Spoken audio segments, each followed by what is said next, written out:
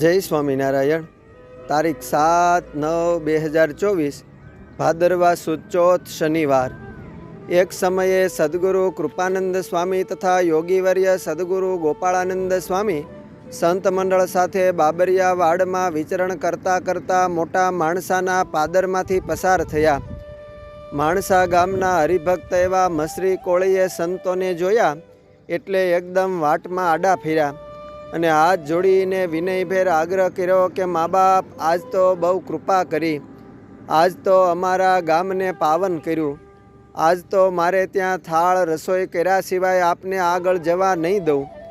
વડીલ સંત સદગુરુ કૃપાનંદ સ્વામી કહે કે મહરી, તું અમને રોકવાનો આગ્રહ કરે છે, પણ અમે 10-12 જણા છીએ ને આ મોડું વરહ છે, દાણા પાણીની તાણમાં તું સીધા પાણીનું શું કરીશ?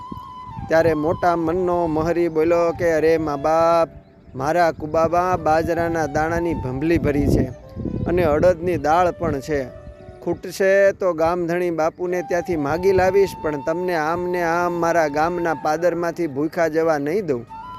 આમ નાના માણસનો મોટો ભાવ જોઈને ભગવાન જેવા મોટેરા સંતો માણસાના પાદરમાં વડલાના છાંયડે રોકાયા। મહરી કોળીના ટીંબાથી થોડે દૂર વડલાના ઝાડવાની ડાળીએ સંતોએ જોડી ટીંગાડી। મસરી કોળીએ કુબામાં નાની નાની માટલીઓમાં જે થોડા ઘણા લોટ દાળ હતા એ લાવીને સંતો પાસે થાળ કરવા મેલા, પણ એટલાથી રસોઈ પૂરી થાય એમ હતું નહીં, એટલે નાના સંતો માણસા ગામમાં ભિક્ષા માગવા નીકળ્યા અને ભક્ત મસરી કોળી સાથે હતા। ગામમાં દરબારગઢની ડેલીએ ગામધણી દરબાર મામૈયા વરુ ડાયરો ભરીને બેઠા હતા।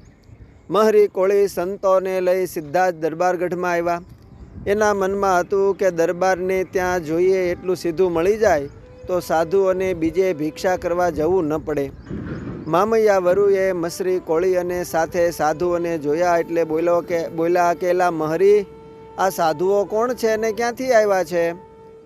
મસરી કોળી બોલ્યો કે બાપુ, આ સ્વામિનારાયણ ભગવાનના સાધુઓ છે ને મારા ગુરુ છે, મારા આગ્રહથી આજ આપણા ગામના પાદરમાં રોકાયા છે। ભગવાન જેવા મહાપ્રતાપી સંતોના દર્શન થતાં મામૈયા વરુના અંતરમાં શાંતિ થઈને બોલ્યા કે મહરી, તું તો મારો સેવક છો, તારા સાધુ એ મારા સાધુ, હું અહીં બેઠો હોઉં અને આ સાધુને ગામમાં ઘરે ઘરે ભિક્ષા માગવી પડે એ ઠીક ન કહેવાય। આટલું કહીને મામૈયા વરુએ બાજુમાં જ રમતા નાનકડા વાલેરા વરુને કહ્યું કે વાલેરા, આ મહરીને લઈને તમે દરબારગઢમાં જાઓ અને તમારા માતાને કહો કે સુંડલો ભરીને લોટ આપે। 8-10 વર્ષની ઉંમરના નાનકડા વાલેરા વરુને જાણે કોઈ પૂર્વ ભવનું સગપણ હોય એમાં સાધુઓને જોઈને ભારે આકર્ષણ અનુભવાતું હતું।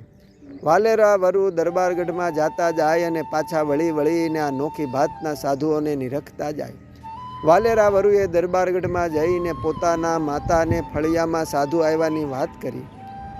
વાલેરાના માતા શેલણા ભમોદરાના કાઠી કુળની દીકરી હતા। તેઓ સંસ્કારી પરિવારમાં ઉછરેલા, તેથી એમના અંતરમાં સાધુ સંતો પ્રત્યે ભાવ હતો। માતાએ કહ્યું કે વાલેરા, જો સ્વામીએ ઘંટીના થાળા પાસે લોટ પીડ્યો છે, તમે જાતે જ લોટનો સુંડલો ભરી સાધુઓને આપો। બેટા યાદ રાખજો, સાધુ સંતોને વેશે ભગવાન વિચરતા હોય છે, એમને જમાડવાથી બહુ મોટું પુણ્ય થાય છે। નાનેરા એવા વાલેરા વરુએ ટોપલામાં વધારે લોટ સમાય એમ કચરીને લોટનો સુંડલો ભરી દીધો।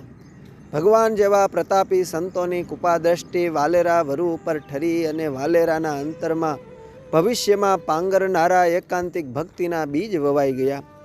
મામૈયા વરુને આશીર્વાદ આપી સંતો ગામને પાદર આવ્યા। ઠાકોરજીના થાળ બનાવી થાળ ધરાવીને સદા સંતો જીમા।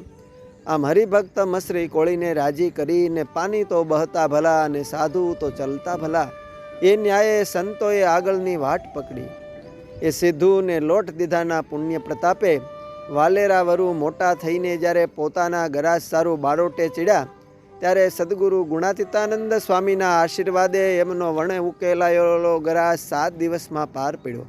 સંતોના રાજીપા સહવાસ અને ભજનથી પોતે એકાંતિક ભક્ત થયા અને સત્સંગમાં પાતસ્મરણીય ભક્ત થયા। અસ્તુ જય સ્વામિનારાયણ। સત્સંગ સાગરના મોતીમાંથી